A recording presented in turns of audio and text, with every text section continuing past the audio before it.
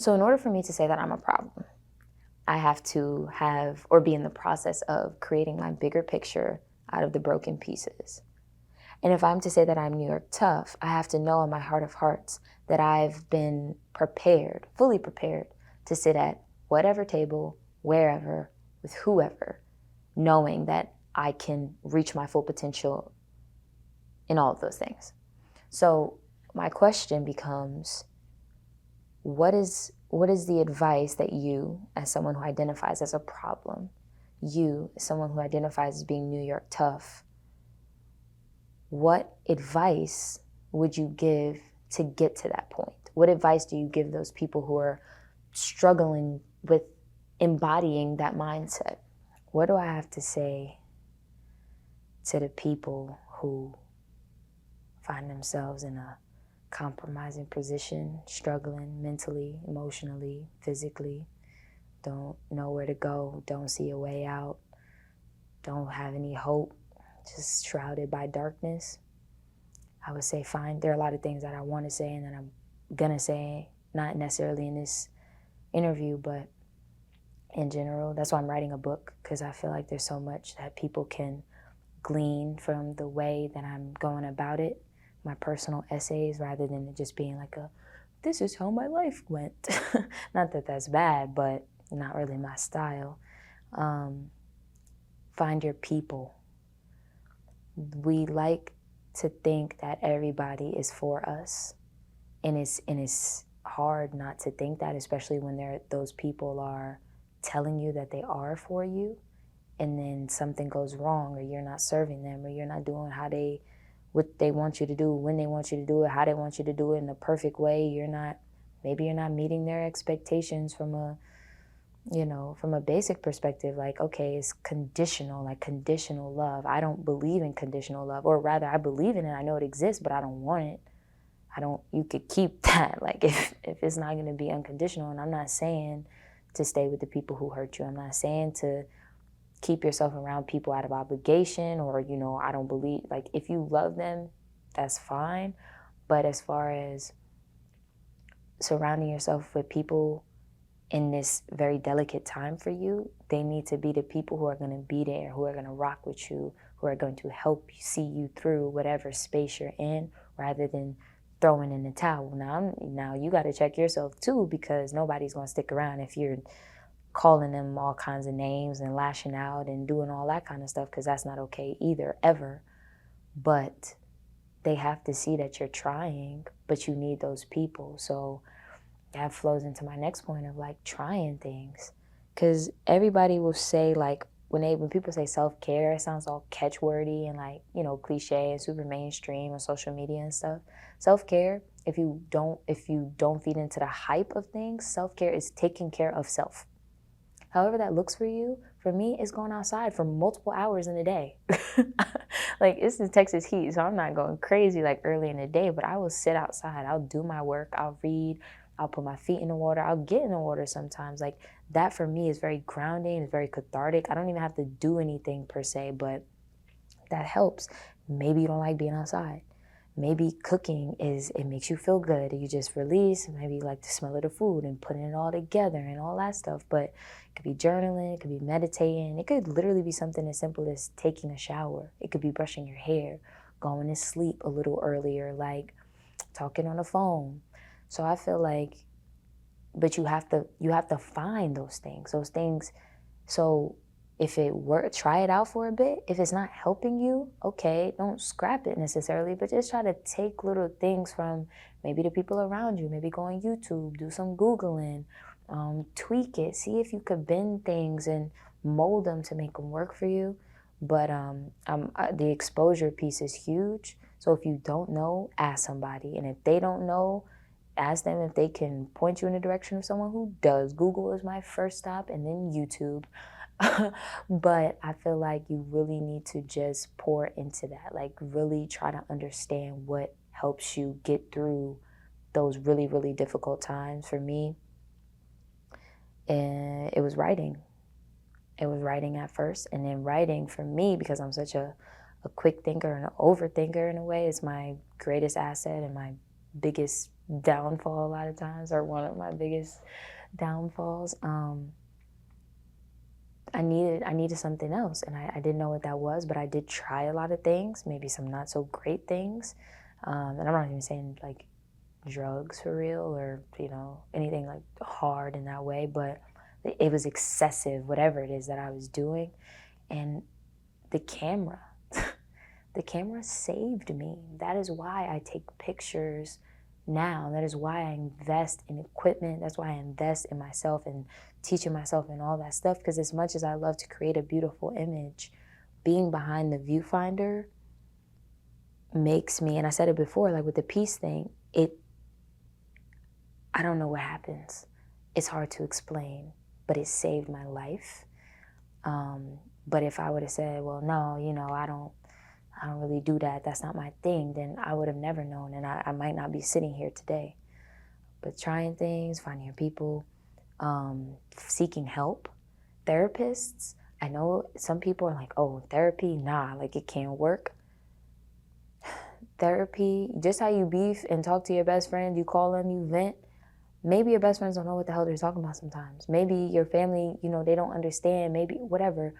Therapists are literally friends with professional experience, education, in trying to help you. They have PhDs in trying to understand where you're coming from and giving you the tools to address it yourself, and with their assistance and support. So let's not make it more than what it is, because it's not. I do know with Black people and putting it on a resume, like not a resume, putting it on your records and stuff like that, it can get a little convoluted. But therapy, especially now, is really becoming something that is less taboo. The stigma behind mental health is slowly but surely fading. So I feel like if you need help, don't be afraid. If the people around you going to judge you about it, don't even tell them. Or tell them and just don't give a fuck. But it's okay to not be okay, and it's okay to ask for help if you need it, and that goes across the board. I'm not saying every therapist is for you, because I've spoken to a therapist who said, well, what do you want to do? Because I was telling her, well, I don't really know how I feel about continuing to play, and I know that if I don't play, I can't have a scholarship, and I'm trying to like understand all this stuff. This was in 2020, and she said to me, well, the only things people read are the New York Times and TMZ, so pick a different, if you're not writing for either of those, pick a different dream. Okay. Okay. Right. So that was the last time she and I spoke, to be very clear. I'm not going to name any names, but I don't even remember her name, to be honest. But either way, every person is not for you. But when you find that one, you got to try some things. But when you find that one, it could be really, really good. So ask around, Google. I'm a proponent, I'm an ambassador. Google it. See what you can find. It definitely helps to have a therapist who, I don't even think the person has to be the same, but I think there have to be some similar, same as you, but some similarities definitely help. Yeah, I would say that. I would say,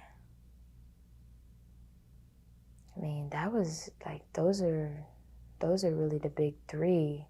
So I kind of alluded to it before, but I feel like there's separate points. And as far as building your internal world is concerned, everybody, like the people, your therapist, you may not be able to meet with them or speak to them in a certain moment.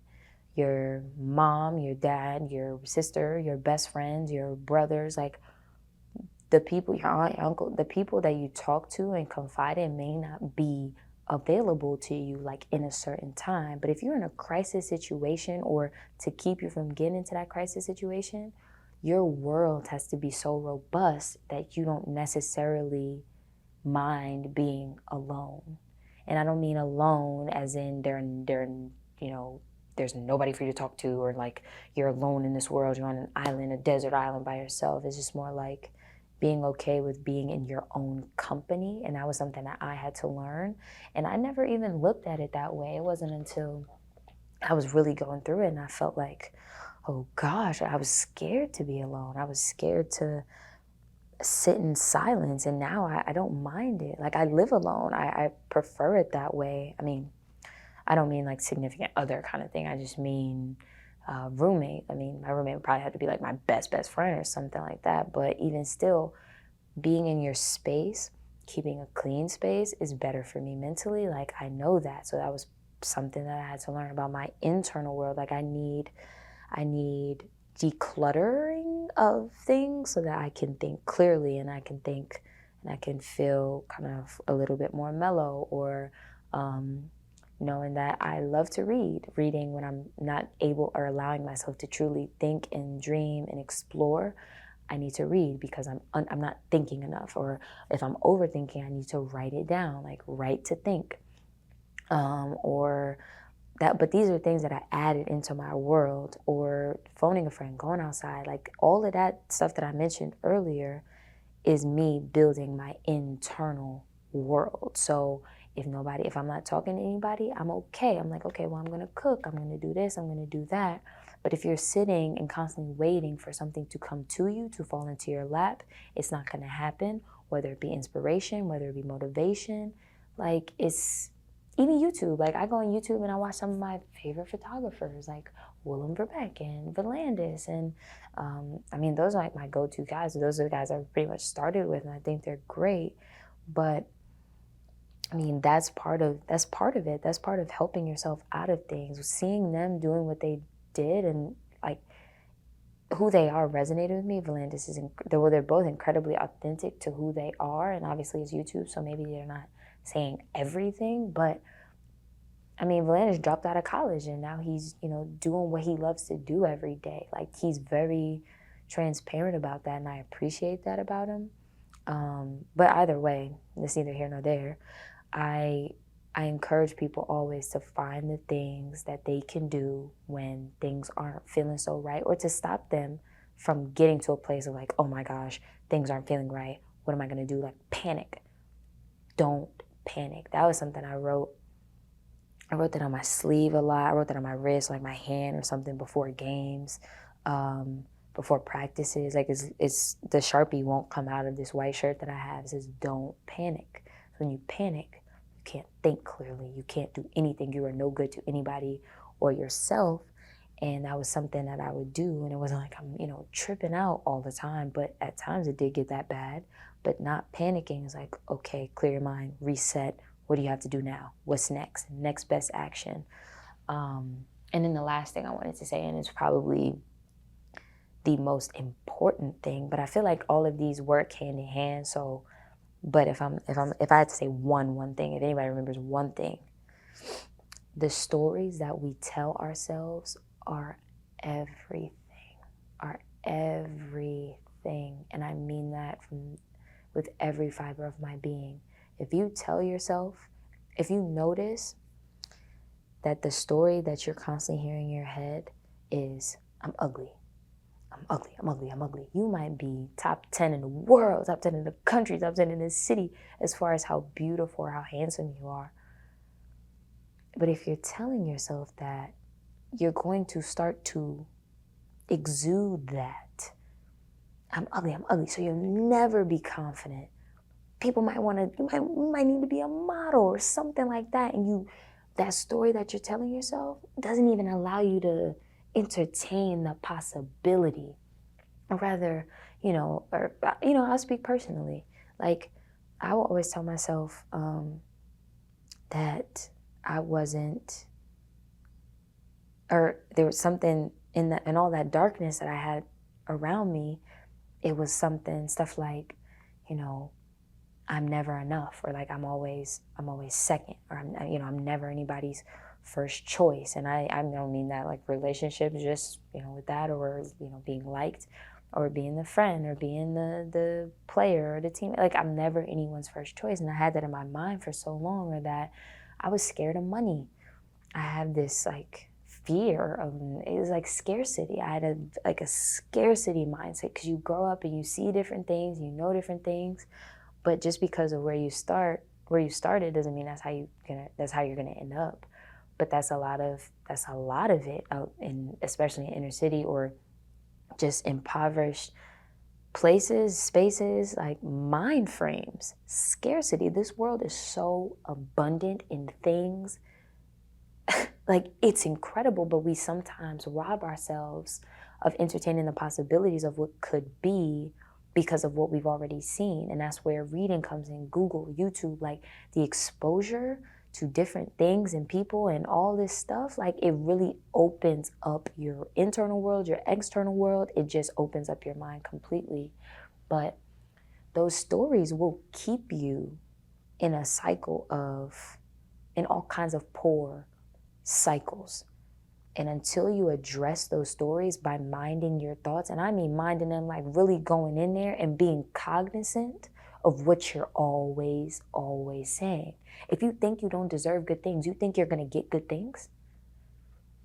It doesn't make sense. The math doesn't math. Like, your subconscious mind is everything. When people talk about energy, and you see it all the time on, social media now, when people talk about energy and attraction, like you are what you attract.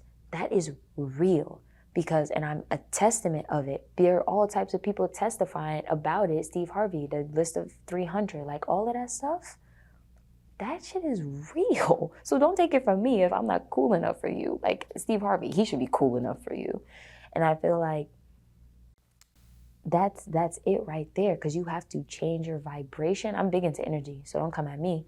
But energy is real, realer than a lot of you. Anyway, I just feel like we don't talk about that enough. When people say be positive, when people say, just think positive. Like toxic positivity is a thing too, because some shit is just not positive. Like there's a lot of negativity in this world, but there's also a lot of positive things. There's a lot of like very neutral things, and neither here nor there. And we'll never attain the positive or see more of the positive, feel, experience more of the positive if we're telling ourselves all of these negative things. Now be real with who you are. Like if you're 4'2", no, you're not tall. That's not a thing. But if you're constantly, I'm so small, I can't do this. I'm so small, I can't play basketball. I'm so small, I can't, nobody will ever think I'm attractive, or whatever the case, whatever it is.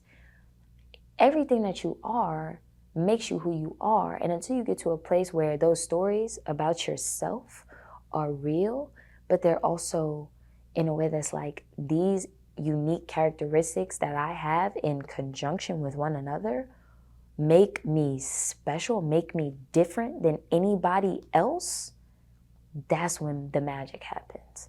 But until you get to that point, you won't experience the full capacity of that magic. So the stories we tell ourselves, really, especially in that darkness, that's how you get there. The stories that you're telling yourself about your situation. Now, I'm not saying crazy things don't happen to people, because they do. But once the crazy things happens, it becomes, what are you going to do about it every day? And I'm not saying every day you're going to feel like, oh, I'm queen bee, I'm queen this, I'm whatever, like I'm good. Because you're not always going to be good. You might be more good than bad in different situations, in different pockets of times in your life. But the main thing is, what are you saying to yourself? When you're in a bad situation, for me, I was telling myself that I wasn't good enough, that I wasn't worth shit, that I couldn't. So of course I left that situation feeling like I wasn't worth shit. I wasn't enough. I wasn't this. I wasn't that. I'm not. I'm focusing on everything that I'm not, even if it's false, and I'm not telling myself what I am. Now, like, I do affirmations. I used to think affirmations was corny.